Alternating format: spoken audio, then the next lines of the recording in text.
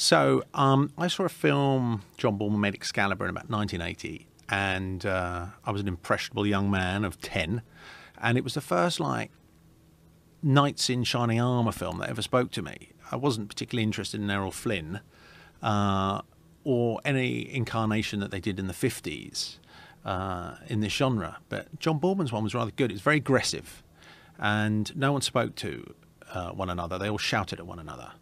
So it took some time before you realised that's why it was so intense. It's quite camp. So it had this sort of weird juxtaposition of being camp, yet simultaneously aggressive. And, they had a budget of $25 and no visual effects and lots of very shiny 19th century armour.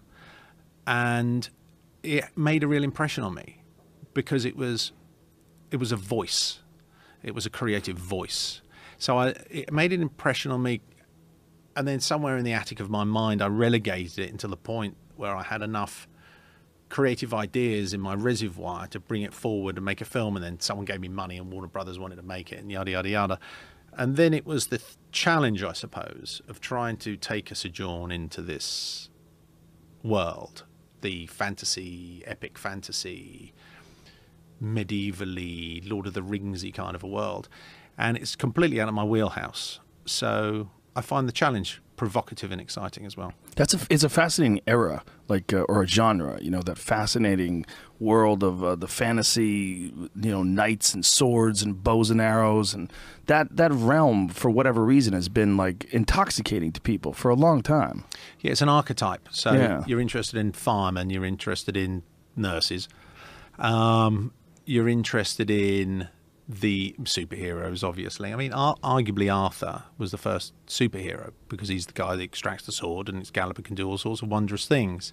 And this myth is 1,200 years old, 1,400 years old, and it's as relevant today as it was then. But because it's an archetype, that somehow kids either dress up as firemen, policemen, soldiers, or knights.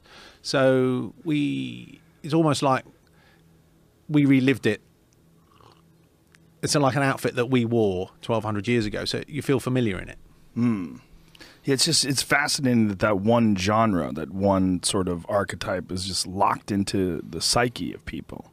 Yeah, it's there, isn't it? The other thing about it, which is quite fun, is you can take these kind of mystical rides into metaphor. So you can symbolize things with 300-foot elephants, which you can't do in some version of a realistic world. So it becomes, you have broad poetic license to take liberties. Are you using CGI in this movie? A lot of it. Yeah, wow. What's that like? Boring but creative. It's 3 years to make this movie. I'm used to making movies that take 3 months to write. 3 years? 3 years. Wow. 3 months to write from beginning to end. Something like Snatch was 3 months. 6 weeks to shoot. 2 months to edit. So Snatch was 3 months to do the whole thing or to write it? To write it and to shoot it. The whole thing, from the beginning to the way it was beginning to the end was 6 months. Oh, wow. And then 3 months, say, for editing.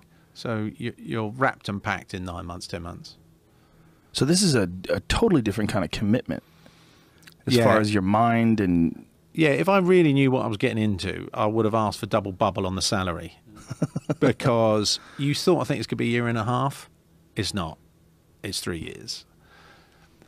Like when you plan a movie like this, a big epic movie, do you have an actual schedule of when you think it's going to begin and when it's going to end, or do... You do, but, the terrain of filmmaking has changed exponentially, like everything, like with technology. So what was pertinent last year is not pertinent this year. So release dates are a real dog. So we had a release date which was projected a couple of years from when you start the movie. So they go, right, here's a check, make the movie. You're coming out in... We were supposed to come out exactly a year ago. But then what happens is, if you're not a branded movie, you get elbowed off that date. Star Wars or something will come along, and then you're not going to compete with Star Wars. So you've got to move because you can't compete. So you've got a very crowded market with lots of brands. Now, this isn't something that we used to suffer because everyone was equal. going into the equation, you give yourself the advantage of having a movie star or something. But that doesn't exist anymore. What exists now is the brand, is the big brother. So he comes muscling in, bullies his way into a weekend. And that's why you can't really get new films breaking through, because those weekends are already occupied. So trying to break through is a real struggle. We had to wait a year for a date. And the date that we're coming out on is one weekend after Guardians. Now, Guardians will be a vast hit. And it's very dangerous being within the parameters of a big movie. That's a really interesting thing that only movies have to go through these days, right? I mean, it's one of the rare things where people are getting out and going to see something that's been made together in a group. You know, that you're watching media. Like, it's not a live performance. It's something that's been created, and it's going to press play at 8 p.m. on Friday night, and everybody's going to go to see it, and you got to get as many of those people together as you can. It's one of the rare things like that. Yeah, and it's becoming more polarized. So it means more now. So your opening weekend, everything's about, they know what you're going to make by Thursday evening. Right. Right. You're supposed to be coming out on Friday, and everyone knows what you're going to make by Sunday night on a Thursday evening. There's enough clever people out there tapping into clever little boxes, and computer says da da da da da, and they're seldom wrong. Now, that never used to be the case. You used to come out and the films would get discovered. You used to have a little platform. You start small, go big, that sort of nonsense. Now you just got to come out ball swinging. And if you don't come out ball swinging, people get very upset and they think that this is a failure. It hasn't lived up to expectations. Even if it's a creative success, nobody likes it. It's, well, you know, there's a bit of that. You know, there is an acceptance that if a movie's good, and movies find their own way, usually in the end anyway. But the financial aspect has become polarized. It's too significant of a component in the equation, because it should, you know, it's an art form, right? In the end of the day, it's entertainment and an art form, and somehow you want to unify, reconcile that. So, because they're essentially different, reconcile those, put it in a nice little package. So you put in a pill with a sweet wrapper around it, and then you've got both. And then you should be happy. You should have the substance and you should have the flavor. But now the focus is all on the flavor and not on the substance. And that's result orientated. So your movie comes out and they go, "What'd it make?" Right. It's like, slow down, son. What's the movie like? The question, first of all, should be, what's the movie like, rather than what did it make? And it's become too competitive and too comparative financially. And I love a dollar bill, and I like things that are successful. But it has to be secondary to what's primary. And primary is, what's it like creatively? Well, a film like, not to shit on it, but Fast and the Furious, all I heard about was how much money it made.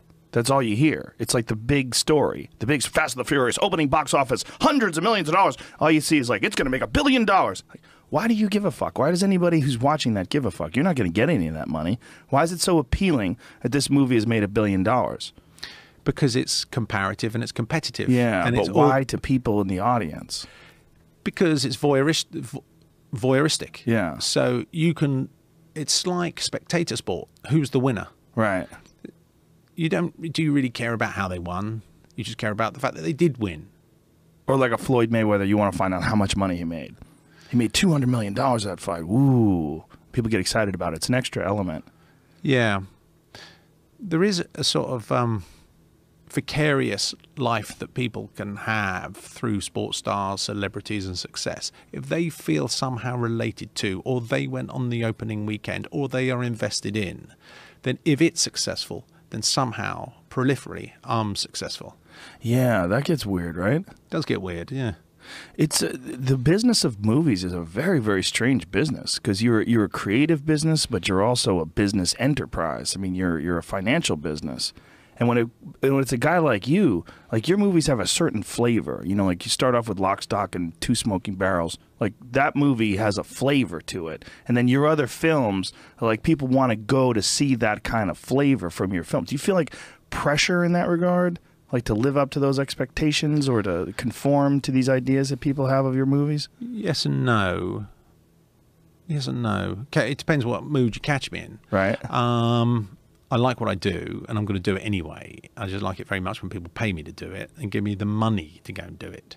So I don't mind the financial aspect of it. I don't mind films having to compete. What I'm after is a reconciliation. And as I say, the primary component should be on the quality of the work. That should be what's primary. But I don't begrudge films being successful. I like them to be successful. I like the competitive element. But sometimes when you're talking with executives, you realise, mate, your priorities are on the wrong thing here. In the end, it is a creative medium, and that is what has to be primary. Do they get in the way of a guy like you, though? Like, No. I would imagine a guy like you, they give you a certain amount of leeway. They give you all the leeway. Oh, that's beautiful. Yeah. And my experience with studios has been very positive. And they try to encourage your, hopefully what is your individual idiosyncrasies. They want you to put your imprint upon the work. And they've been nothing but encouraging in that sense. But, you know, people betray their agendas whilst, you know, you're in light conversation. Or they betray their priorities. Right. So you want to trust a man because he's a man of substance and to a degree independence. So he's not looking to me to find himself through me. So you're not asking me to tell me you who you are. And that's the ongoing battle of life, right? We're all asking other people to tell us who we are. Right. And independence from that is a man that can be trusted. I don't want anything from you. And thereby I can be kind to you because I don't need to manipulate you. You're no longer a crutch. You got some other commitments, I guess, huh? I do. God yeah. damn it. I'm selling a film. I know. Joe, you got to go and see it. You like it? Fuck yeah, I'm going to go see it. I love all your movies, man. I'm a big fan. I was really excited to have you in here. So when is it out this weekend? Not this weekend, next weekend. So that is Ivan. Do you want to stick your head back in here? No, Ivan's he's out scared there. now. You scared him off. Oh, Ivan. If it's not this weekend, it's next weekend. Is that May the 12th? It's the weekend after Guardians of the Galaxy. Yes. So I believe that is May the 12th, right? Excited about it? Yeah, I love the film. I like it. Well, It's tough out there, though, brother. I bet it is. Tough. You've got a crazy business. When you decide, and I'll just leave you with this, when you decide, like, to commit to an idea, I'm sure you have a gang of ideas bouncing around your head. Like, what makes you just go, all right, this is the one, let's run with it? Tell you, it's changing, and it changes by the year. My next movie is Aladdin. Oh, really? Yeah. Like the magic lamp? That's the one. Really? Yeah.